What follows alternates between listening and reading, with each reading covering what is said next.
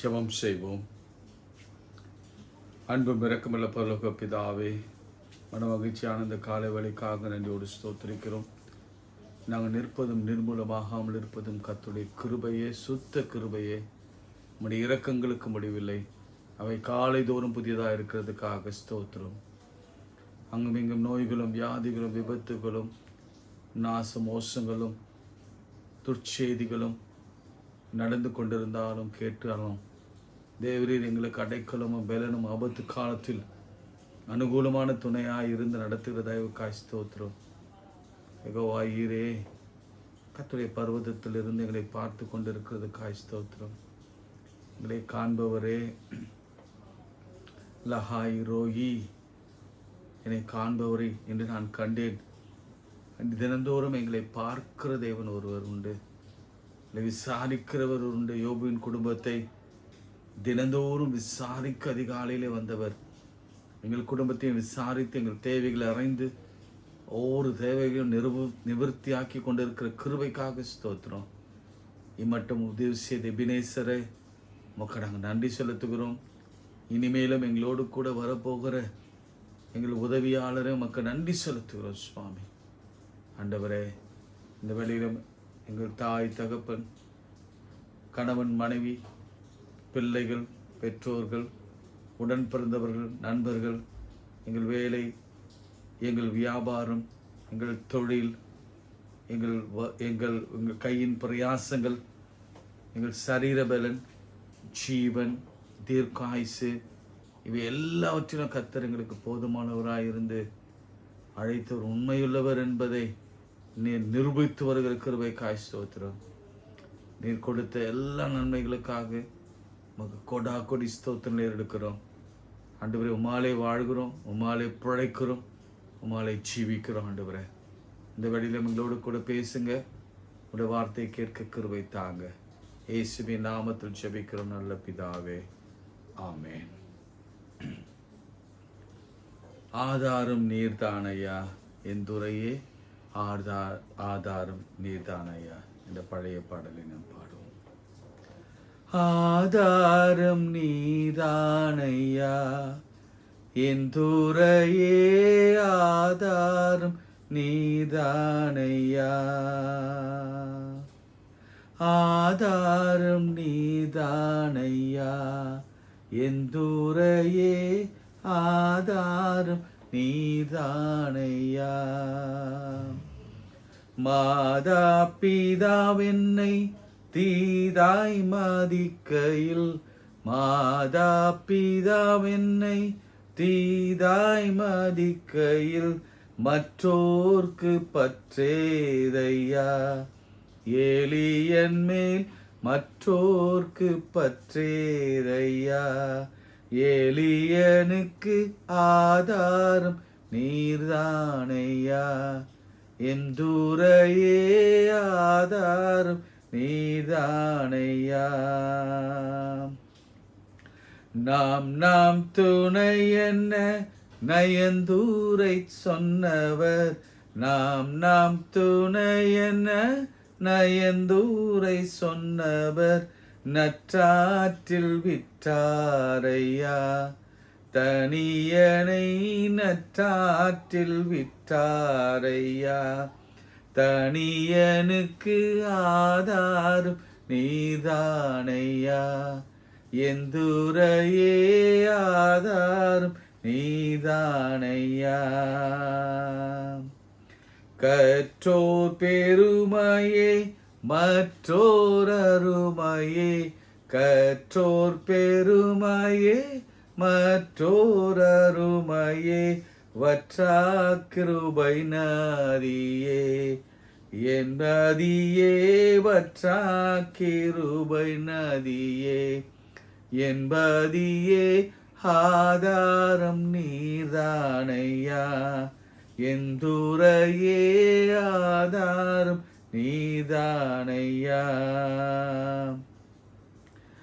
சோதனை அடர்ந்து வேதனை தொடர்ந்து, சோதனை அடர்ந்து வேதனை தொடர்ந்து, துக்கம் மிகும் வேளையில் என் சுகிர்தமே துக்கம் மிகும் வேளையில் உந்தாசனுக்கு ஆதாரம் நீதானையா எம் தூரையே ஆதாரம் நீதானையா. கைகளை உயர்த்தி சோதனை அடர்ந்து வேதனை தொடர்ந்து சோதனை அடர்ந்து வேதனை தொடர்ந்து துக்கம் மிகும் வேளையில் என் சுகிர்தமே துக்கம் மிகும் வேளையில் உந்தாசனுக்கு ஆதாரம் நீர்தானையா எம் துறையே ஆதாரம் நீர்தானையா. ஆண்டவரே, எங்களுக்கு ஆதாரம் நீர்தான். எங்கள் துக்கம் மிகும் வேளையிலே, சோதனை மிகும் வேளையிலே, வேதனை அடையும் வேளையிலே, வியாதி படுக்கையிலே, மரண படுக்கையிலே ஆதாரம் நீர்தான் ஐயா. எங்கள் துரையே, எபினேசரே, ஏலோஹீம், எல் ஷடாய், அதோனாய், எஜமானரே, எங்கள் ஆண்டவரே, ஆதாரம் நீர்தான் ஐயா. எங்களுக்கு வேறு யார் இருக்கா ஆண்டவரே? இந்த உலகத்துல வேறு யாரும் இல்லை. உம்மை தவிர குணமாக்குற வல்லமை ஒருவருக்கும் இந்த உலகத்துல இல்லை ஆண்டவரே. நீ சொல்ல ஆகும், நீர் கட்டளையிட நிற்கும். எங்கள் வேதனையில, எங்கள் துன்பத்தில, எங்கள் வறுமையில நீர் ஆதாரம். எங்களுக்கு தடைகள் எல்லாவற்றையும் தகர்த்து போடுகிறவர், பலவீனங்கள் எல்லாவற்றையும் பலனாய் மாற்றுகிறவர், மனாந்தரத்தை செழிப்பான வயல்வெளியாக மாற்றுகிறவர் நீர் ஒருவரே ஆண்டவரே. பிதாவே, பரிசுத்தரே, நீர் ஒருவரே. எங்க கண்ணீரெல்லாம் களிப்பாய் மாற்றுகிறவர், எங்கள் கண்களை திறக்கிறவர் நீர் அப்பா. எங்கள் எலும்புகள் எல்லாம் நினைவுள்ளதாக மாற்றுகிறவர், எங்கள் பிராணனை அறிவுக்கு விலக்கி மீட்டு நன்மை நாளை கிருபை நாளை முடிசூட்டுகிறவர், எங்கள் விளக்கை ஏற்றுகிறவர் நீர் தான் ஆண்டவரே. எங்கள் தீபம் அணையாதபடி காக்கிறவர் நீர் ஆண்டவரே. எங்கள் நெறிந்த நாணலை முறியாதவர் நீர், மங்கி எரிகிற தீயை அணையாதவர் நீர் அப்பா. இந்த வேளையில் உமக்கு நன்றி செலுத்ததோடு கூட எங்கள் தேவை எல்லாவற்றும் அப்படி கரத்தில் சொல்லிவிடுகிறோம்.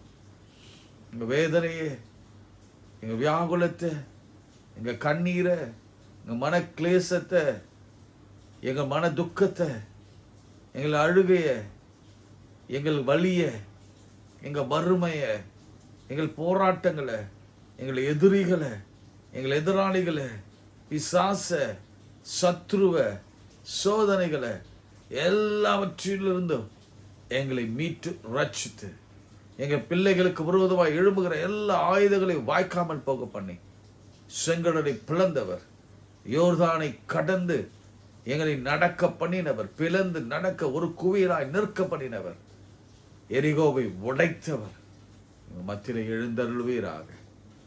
மாறா போன்ற எங்கள் வாழ்க்கை மதுரமாய் மாறட்டும். இயேசுவின் நாமத்தில் இந்த காலவெளியில ஜெபிக்கிற ஒவ்வொரு உள்ளத்திலும், இல்லத்திலும், குடும்பத்திலும், வேலையிலும், சரீரத்திலும் ஒரு அற்புதம் செய்வீராக. எழும்ப முடியாதவர்கள் எழும்பட்டும், நடக்க முடியாதவர்கள் நடக்கட்டும், பார்க்க முடியாதவர்கள் பார்க்கட்டும், கேட்க முடியாதவர்கள் கேட்கட்டும், யூட்ரஸ்ல அப்படியே கரம் வைக்கப்படட்டும், கேன்சர் எல்லாம் கேன்சல் ஆக போகட்டும், இருதயம் புதிதாகட்டும். ஆண்டவரே, நீர் நினைத்தது ஒருபோதும் தடைப்படாது. என் தேவனால் எல்லாம் ஆகும், என் கர்த்தரால் எல்லாம் ஆகும், என் இயேசுவாலாக அது தோன்றுமில்லை. இயேசுவின் நாமத்தில் ஜெபிக்கிறோம் நல்ல பிதாவே, ஆமென். பிரியமானவர்களே, நாம அந்த தொடர்ந்து பரலோக ராஜ்யம் பலவந்தப்படுத்தப்பட வேண்டும், பலவந்தப்படுத்துகிறவன் அதை பிடித்துக் கொள்கிறான், சுதந்திரித்துக் கொள்கிறான். இந்த தலைப்பில் அழுகையை குறித்து நாம் இந்த கடந்த நாட்களிலே ஆவியானவர் துணையோடு கூட தியானித்து வருகிறோம். வேற என்ன காரணங்களாலே அழுகை வருகிறது? இப்போ அன்னாளுக்கு குழந்தை இல்லை, கர்ப்பம் தடைப்பட்டதுனாலே அழுதான். ஆகார் பிள்ளை சாகிறத பார்க்க கூடாம பிள்ளைக்காக அழுதாங்க. வனாந்தரத்தில் அலைந்து திரிந்த பொழுது அழுதாங்க. எசேக்கியா வியாதி மரண படுக்கையில் அழுதாரு, அதனால் அவர் ஜீவனை பெற்றுக்கொண்டார். வேறு யாரு என்று நாம் பார்க்கும் பொழுது ஆதியாகமம் 23ஆம் அதிகாரத்தில் முதல் 2 வசனங்களை நான் வாசிக்கிறேன், பாருங்களேன். சாராள் 127 வருஷம் உயிரோடு, 127 years. இவ்வளவே சாராளுடைய வயது. அது ஏன் இவ்வளவே அப்படின்னு போட்டிருக்காங்க தெரியல. ஒருவேளை நீங்க யோசித்து பாருங்க. ஏன்னா சில நேரங்களில் சில வார்த்தைகள் அது வித்தியாசமா இருக்கும். இவ்வளவே அப்படின்னா இன்னும் கொஞ்ச நாள் வாழ்ந்திருக்கலாமோ தெரியல இல்ல. இவ்வளவே சாராளுடைய வயது. நீங்க அதை கண்டுபிடிங்க, உங்ககிட்ட கொடுக்கிறேன். கானான் தேசத்துள்ள எபிரோன் என்னும் கீரியாத் அர்பாவிலே சாராள் மரித்தாள். அப்பொழுது ஆபிரகாம் வந்து சாராளுக்காக புலம்பி அழுதான். தம் மனைவி இழப்பு, அதற்காக புலம்பி அழுகிறான். இன்னைக்கு நிறைய பேர் மனைவியை பறிகொடுத்து, கணவனை பறிகொடுத்து அந்த வேதனையில இன்னும் அழுது கொண்டிருக்கிறீங்க. ஆனா கர்த்தர் சொல்லுகிற, கர்த்தருடைய வார்த்தை சொல்லுகிறது, இனி நீ அழுது கொண்டிரா, இனி அழுதது போதும், உன் கண்களை துடைத்துக்கொள். அதே போல வேற யாரு என்று நாம் பார்க்கும் பொழுது நீங்க ஈசாக்க பார்க்கலாம். தாய்க்காக அவன் துக்கம் கொண்டிருந்தானா. துக்கம் கொண்டிருந்தவன் மனைவியாகிய ரெபேக்காளை தன் மனைவியாக்கி கொண்டு தன் தாய்க்காக அவன் துக்கம் கொண்டானதை எப்போது நிறுத்தினான்? அவனுடைய திருமணத்திற்கு பிறகுதான் நிறுத்தினான். மகன் தாய் இழப்புக்காக அழுது கொண்டே இருந்தானா. அதான் வேதம் நமக்கு தெளிவாக சொல்லுகிறது. ஆண்டவர் ஒரு நல்ல துணையை ஏற்படுத்தி, நீங்க அந்த அந்த சிச்சுவேஷனை விட்டுருங்க. ஆனா இழப்புக்கு பிறகு நான் அநேக முறை நான் சொல்லுகிற ஒரு காரியம் அதுதான். என்னுடைய பிரசங்கத்தை நீங்க மரண வீடுகளிலே நீங்கள் கேட்டிருந்தா அல்லது ஆலயத்தில் கேட்டிருந்தா அது சொல்வது, நான் இதை சொல்வது உண்டு. எல்லா மரணத்திற்கு பிறகு கர்த்தர் நம்மை உயர்ந்த இடங்களில, இழப்புக்கு பிறகு மகிழ்ச்சியான தருணங்களில நம்மை அழைத்து கொண்டு போவார். அது நிச்சயம். அதனாலதான் வெளிப்படுத்தின விசேஷம், இனி மரணம் இல்லை, இனி கண்ணீர் இல்லை, இனி கவலை இல்லை, இனி வெயிலாகிலும் நிலவாகிலும் உங்களை சேதப்படுத்துவதில்லை. இனி என்ற வார்த்தை மரணத்திற்கு பின்புதான் வரும்.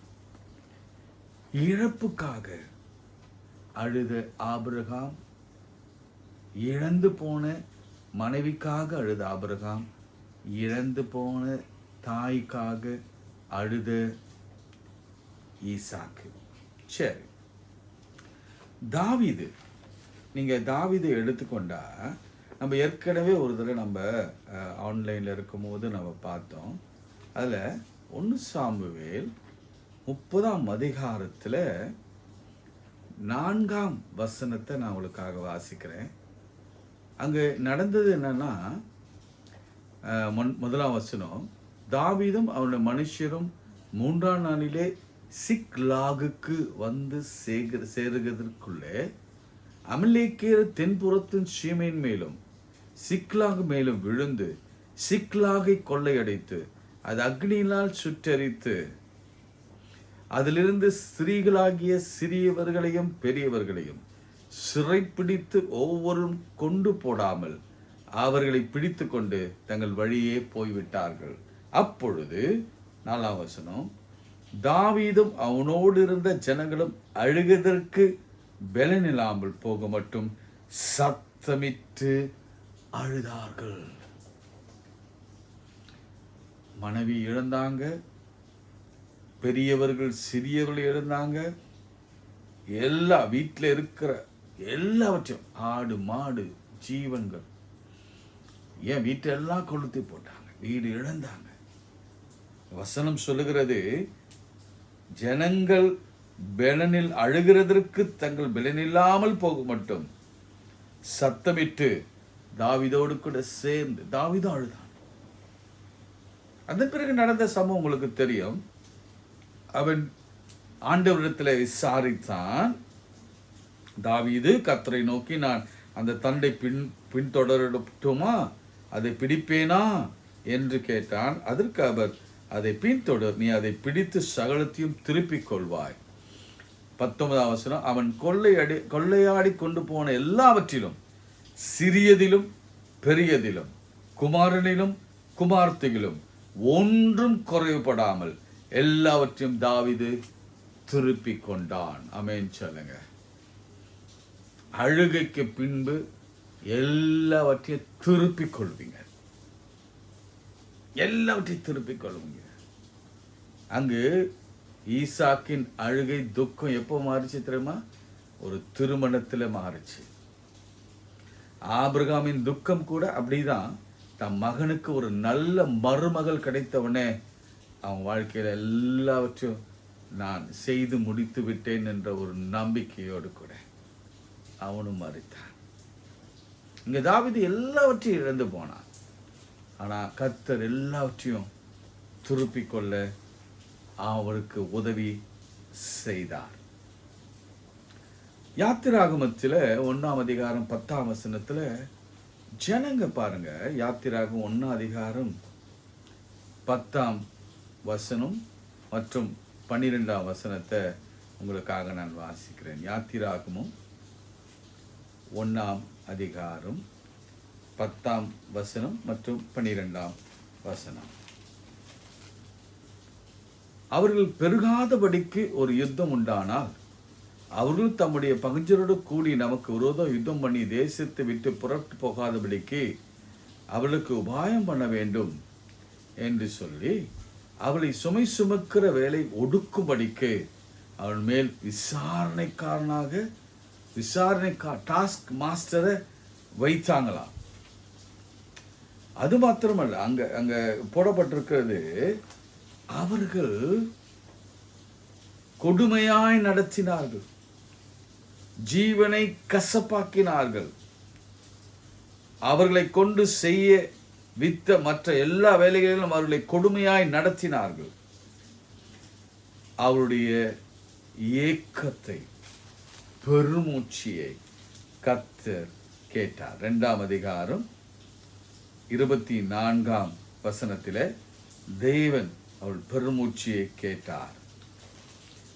பெருமூச்சு எப்போ வரும் உங்களுக்கு தெரியும். நல்லா அழுது ஓய்ந்த பிறகுதான் அந்த பெருமூச்சு வரும். அப்போ அவங்க வாழ்க்கையில எவ்வளவு அழுது இருப்பாங்க நீங்க யோசிச்சு பாருங்க. எவ்வளவு வேதனை, கொடுமை கொடுமை கொடுமை.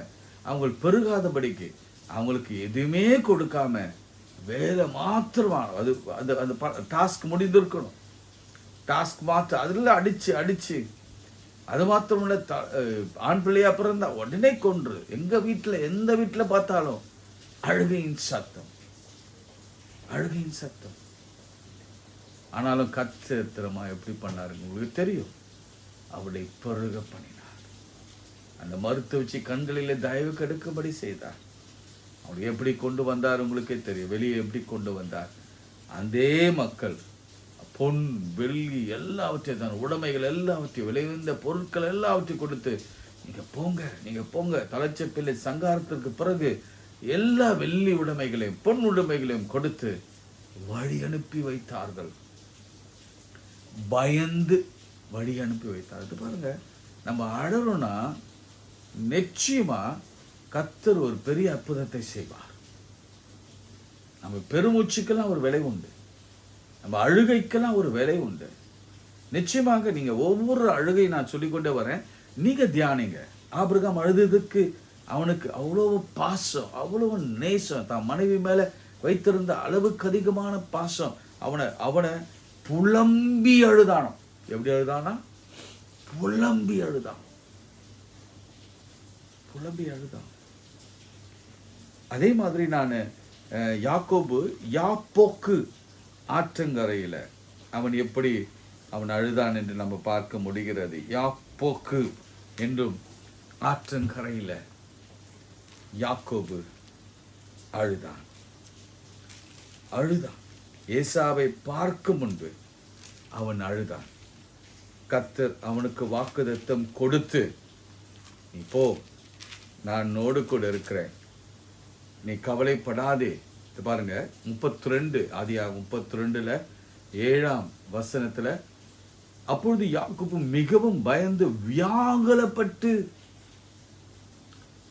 அதை தொடர்ந்து நீங்க அந்த இறுதி வரைக்கும் நீங்க வாசிங்கன்னா அந்த அதிகாரத்தின் முடிவில் நீங்க பார்த்தீங்கன்னா அவ்வளவு அழுகை. பின்பு தனித்திருந்து எல்லாரையும் அனுப்பிட்டு தனித்திருந்து ஆண்டவரை நோக்கி பார்த்து அவன் புலம்பி ஆண்டவரை நோக்கி நான் அழுதான். அப்போதான் ஆண்டவர் சொல்றான், நான் ஆண்டவரை முகமுகமாய் கண்டேன், உயிர் தப்பி பிழைத்தேன் என்று சொல்லி அந்த ஸ்தலத்திற்கு பெனியேல் என்று அவன் பெயரிட்டான். பெருமூச்சுக்கு பதில் உண்டு, யாக்கோபின் அழுகைக்கும் பதில் உண்டு. யாக்கோபு அழுத பிறகு ஏசா வந்தவொடனே அந்த சீனே மாறுது பாருங்க. அவன் கட்டி பிடிச்சு 2 பேரும் சேர்ந்து அழுதார்கள். 2 பேரும் அது பார்த்து ரொம்ப பெரிய ஆச்சரியமா பயந்து புலம்பி கொண்டிருந்தவனை கர்த்தர் சந்தோஷத்தின் அழுகையாக, ஆனந்த கண்ணீராக அவன் கண்ணீரை அவன் மாற்றினார். இப்படி பல பல பல கண்ணீர்களை நம்மால வேதாகமத்தில் பார்க்க முடிகிறது. இன்னொரு கண்ணீரை உங்களுக்கு நான் சொல்றேன். எஸ்ரா எடுத்துக்கொள்ளுங்க.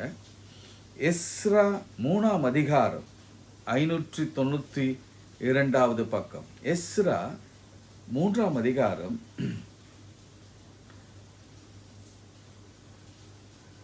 12ஆம் வசனம் அல்லது 13ஆம் வசனம். ஜனங்கள் மகா கம்பீரமாக ஆர்ப்பரிக்கிறதுனாலே அவள் சத்தம் வெகு தூரம் கேட்கப்பட்டது. ஆனாலும் சந்தோஷ ஆரவாரத்தின் சத்தம் என்னதென்றும் ஜனங்களுடைய அழுகையின் சத்தம் என்னதென்றும் பகுத்தறிய கூடாதிருந்தது. சரி, நான் சின்னதா அந்த விளக்கத்தை சொல்றேன். ஆலயம் கட்டி முந்திய ஆலயம் கட்டி முடித்த பிறகு இந்த பழைய ஆளுங்க இருக்காங்க பார்த்தீங்களா, அந்த ஆலயம் முதல்ல உருவான போது இருந்த ஆளுங்க, அதன் பிறகு இடிக்கப்பட்ட பிறகு அதனுடைய வலியை வேதனையை தாங்கினவங்க அந்த ஆலயம் கட்டி முடிக்கிறத பார்த்தவிட அவங்களுக்குள்ள அழுகை வந்தது. அப்படியே பார்த்தோன்னே அழுகை வந்தது. என்னுடைய ஆலயம் கட்டி முடிக்க, அதுதான் வைராக்கியம். கர்த்தர் வீட்டின் மீது வைராக்கியம். இயேசு சொன்னார்ல, என் வீட்டை குறித்து எனக்கு பக்தி வைராக்கியம் என்னில் பட்சிக்கிறது என்று சொன்னது போலவே. ஆனா ஒரு புறத்துல ஆரவாரம், இத பகுத்து அறிய கூடாதிருந்தது. இதுல இருந்து ஒரு காரியத்தை நான் உங்களுக்கு விளங்க பண்ணுகிறேன். சில நேரங்களில் நம்முடைய அழுகைக்கு அர்த்தம் வெளியே பார்க்கிறவளுக்கு புரியாது. நம்ம அழுதனா சிரிப்பாங்க. சில நேரங்களில் நாம் சிரிப்போம், ஆனால் உள்ளுக்குள்ளே அழுவோம். அந்த மாதிரி சூழ்நிலையில கூட கர்த்தர் நிச்சயம் சொல்றேன், நம்முடைய கண்ணீரை களிப்பாக அவர் மாற்றுவார். இது ஆனந்த கண்ணீர்.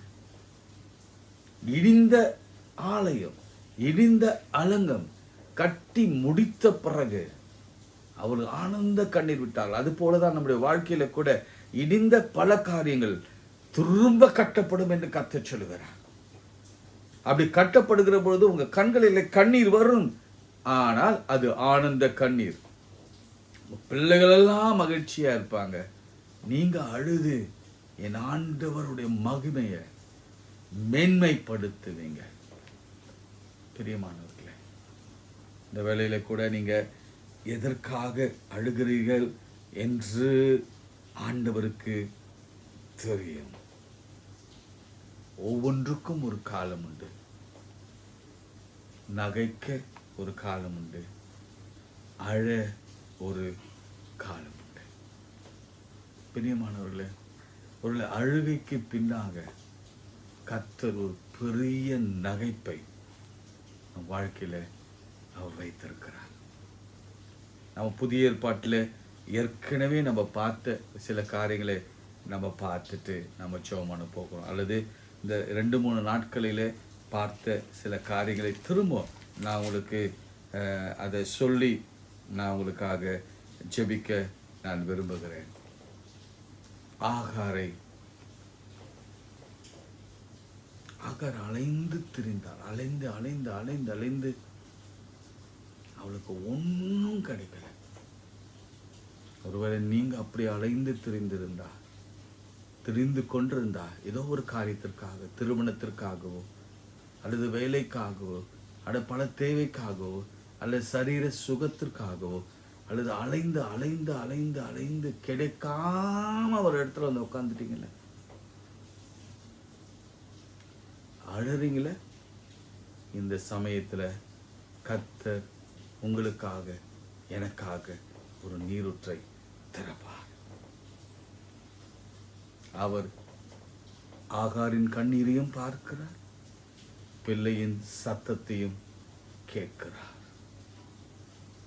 அதனால உங்க குடும்பம், கணவன், மனைவி, பிள்ளைகள் எல்லாரும் கர்த்தர் அந்த நீரூற்றண்டையில கொண்டு வந்த அந்த நீர் ஊற்றல திருப்தியாக்குவார். எசேக்கியாவுக்கு 15 ஆண்டுகள் இந்த ஏழை விதவை ஜனக்கூட்டத்தின் மடையல, அவர் மனதுருகி கிட்டே வந்து அழாதே என்று சொல்லி, அது சொல்வது மாத்திரமல்ல, அவ கண்ணீர் எப்படி நிற்கணும். சில நேரங்களில் நம்ம வாய் வார்த்தையாக சொல்லலாம், அழாத, அப்படி கண்ணில் கூட தொடச்சி விடலாம். என்ன செய்தா கண்ணீரை நிறுத்த முடியும் ஆண்டவருக்கு மாத்திரம்தான் தெரியும், வேற யாருக்கும் தெரியாது. நம்ம அழுகையை யாரும் புரிந்து கொள்ள முடியாது. அதனால தான் நான் எஸ்ராவை சொன்னேன், 2 விதமான, ஒருத்தர் அழுதாங்க, கம்பீரித்து ஆர்ப்பரித்து சந்தோஷப்பட்டாங்க. ஜனங்களுக்கு இது புரியாது. அதே போலதான் இந்த ஏழை விதவை கண்ணீரை எப்படி நிறுத்தணும் ஆண்டவருக்கு மாத்திரம்தான் தெரியும். என்ன செய்தா தெரியுங்களா? பாடையை தொட்டார், பிள்ளையை உயிரோடு கொண்டு வந்தார், அவ அழுகைய நகைப்பாக மாற்றினார், சந்தோஷமாக மாற்றினார். ஆகார் என்ன கொடுத்தா போதும், தண்ணீர் வந்தா போதும், நீரூற்றி திறந்தார்.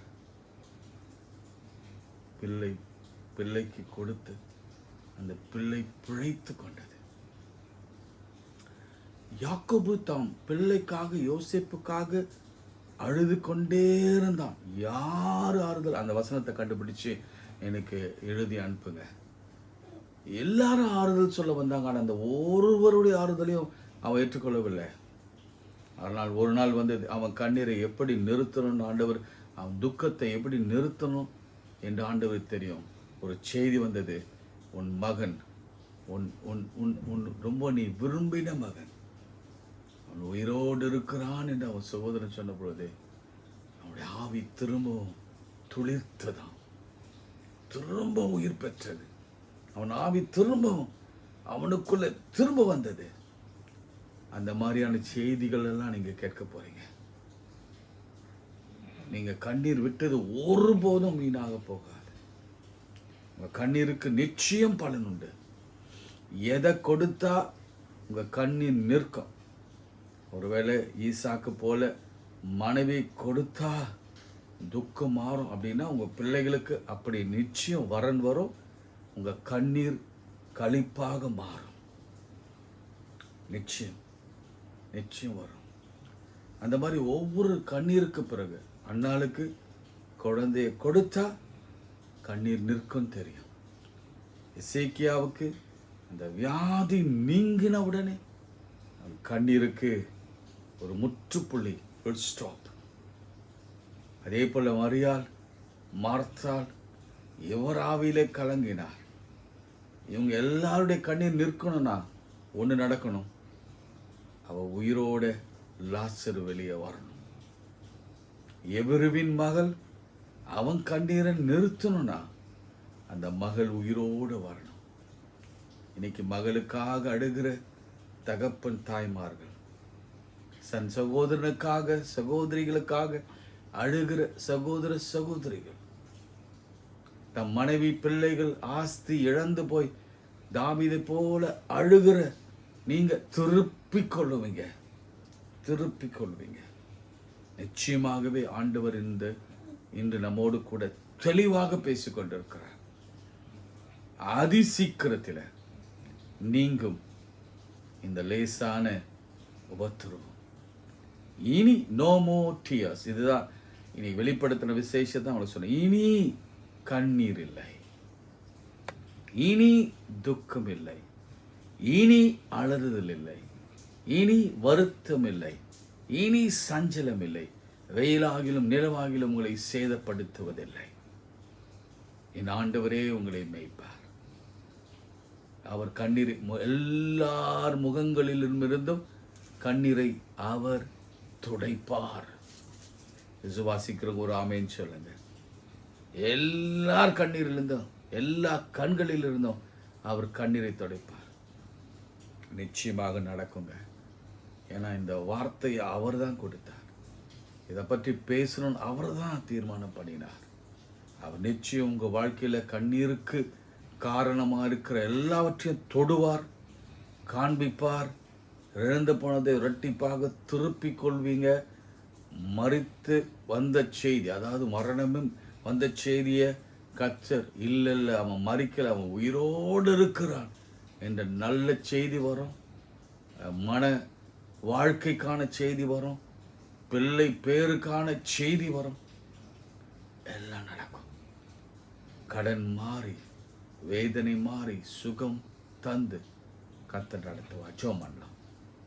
அன்புள்ள ஆண்டவரே, பரலோக பிதாவே, இந்த வாரம் முழுவதும் இந்த கண்ணீரை குறித்து நாங்கள் தியானித்தோம். ஆண்டவரே, என் கண்ணீருக்கு விலை வைத்திருக்கிறீர். துருத்தில் அல்லவா அதை வைத்திருக்கிறீர்.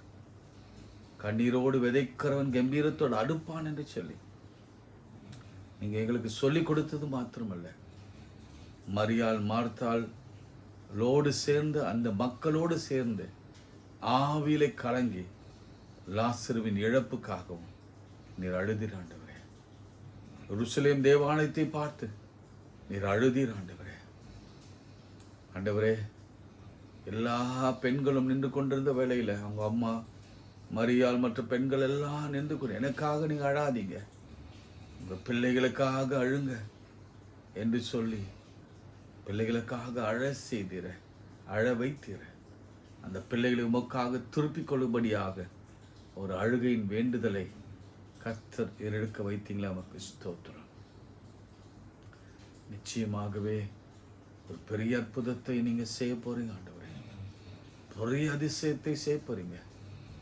மனம் கசந்து அழுத பேதுருவை போல நாங்களும் மனம் கசந்து அழுது மண்டை வரப்போகிறோம் சுவாமி. தேவரீர் எங்களை மனுஷர்களை பிடிக்கிறவர்களாக மாற்று சுவாமி. என் ஆட்டுக்குட்டியை மேய்ப்பாயாக, என் ஆடுகளை மேய்ப்பாயாக என்று சொல்லி முதிர் வயதில் அவர் கொடுத்த வாக்குத்தத்தத்தை நிறைவேற்றுங்க.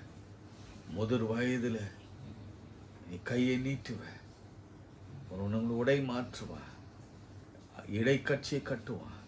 அப்படி ஒரு முதிர்ச்சியான வாழ்க்கையை தந்து ஆசீர்வதிங்க. நீ அற்புதங்கள் அடையாளங்களே செய்யுங்க. இயேசுவின் நாமத்தில் ஜெபிக்கிறோம் நல்ல பிதாவே, ஆமென்.